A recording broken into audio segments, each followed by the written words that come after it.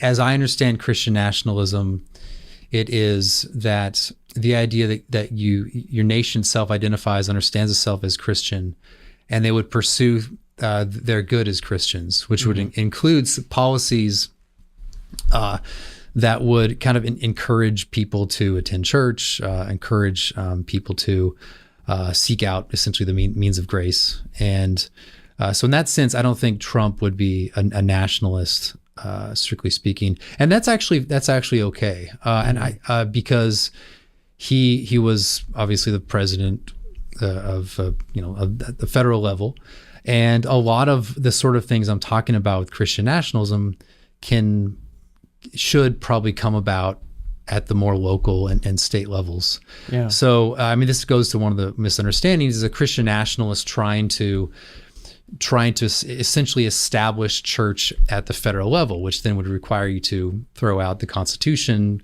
as understood pretty much from the beginning, not just its more recent kind of misinterpretations, but and no, I'm not saying that. And I don't think anyone who says they're Christian nationalists actually would affirm that.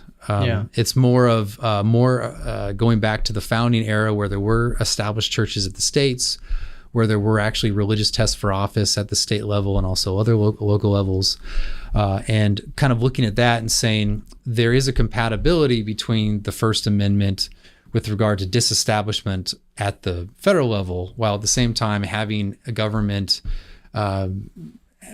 affirm or a government kind of support religion at the more local and state levels. Yeah. So the point being is that, Trump's at one level. What's more important is that you'd have these leaders at the lower levels, or the state or county or town level. Yeah, I think one of the things that's made the debate over Christian nationalism so contentious is that we don't really have like an agreement on definitions. Yeah. On what Christian nationalism is, what it isn't. You've kind of danced around it a little bit, but tell us, in your words, sum up the book, make people want to buy it. What is Christian nationalism and what is it not? Okay, let's start with what it's not.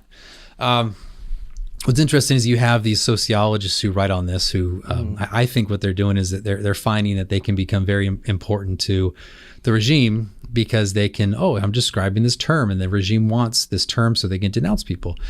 What's interesting is that some of their criteria for Christian nationalists would even fit me very well.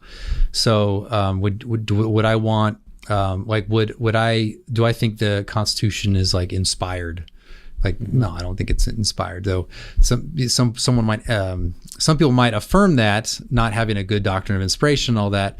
But so that doesn't fit, that definition doesn't fit very well. Some people would then say that what I'm arguing for is to make the kingdom of God, basically immanentize the eschaton, as Eric Vogelin would say, or bring heaven to earth, or what's called an over-realized eschatology sometimes. Yep.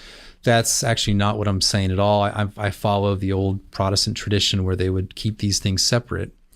And so I'm not trying to then bring the kingdom of God to earth in a visible way. That's for God to do in the future. But what I do believe, and that my definition is that a Christian nationalism refers to a self-conscious Christian nation. So a people group saying we are Christian, and then acting in light of that, meaning we're Christian, so we're going to act for our good. So this is what nations do generally: is they basically organize politics and all that, and they arrange themselves for their good. I'm saying as a Christian people, you're not just going to seek the temporal things of life, which are good, like being able to exercise your vocation and the good of family life and all that. You're also going to seek after, within the way you order yourselves as a people, for Christian, like specifically Christian ends. So this would include things like, I think, Sabbath laws, which would on Sundays would essentially, we could talk about this more, but it essentially kind of close down businesses and of an emergency and essential services. And that would be a way of not forcing people to attend church or do any sort of worship, but it would be kind of a reminder for the people that this is what this day is for, and you should do it. And this is like a relatively recent phenomena that we don't do some. I mean, blue laws, or relatively common thing, up until the last couple of decades, right?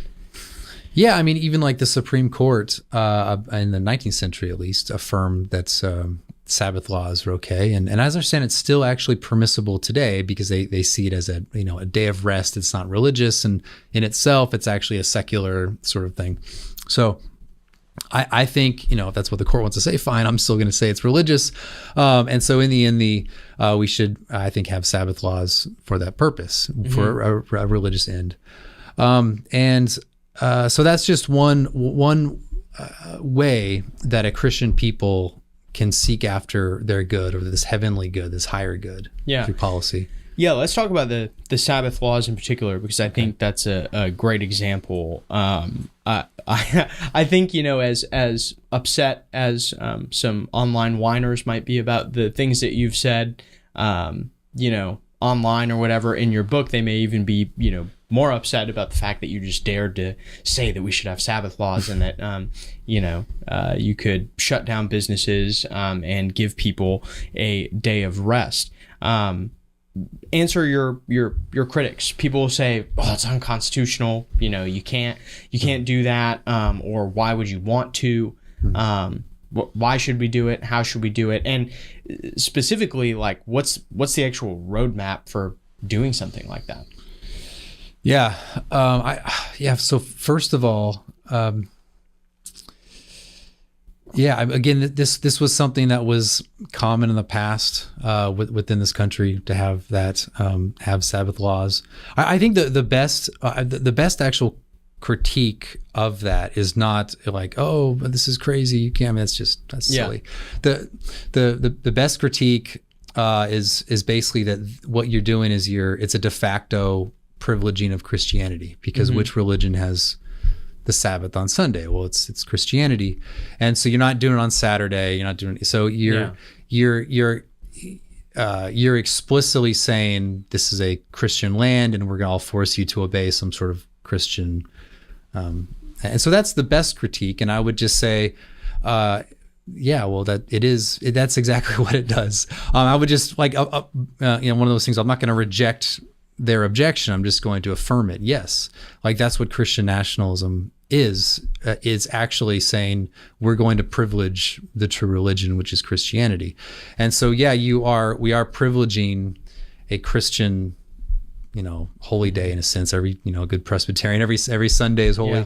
And we're going to do that because we're a Christian nation. That's the idea of Christian nationalism. So I'm not going to retreat to, it's good for all. And of course, everyone gets the day off. Yeah. But it is an explicit recognition of the kind of of privileging of Christianity. Yeah. And I think that's good because I think that civil government is something ordained of God.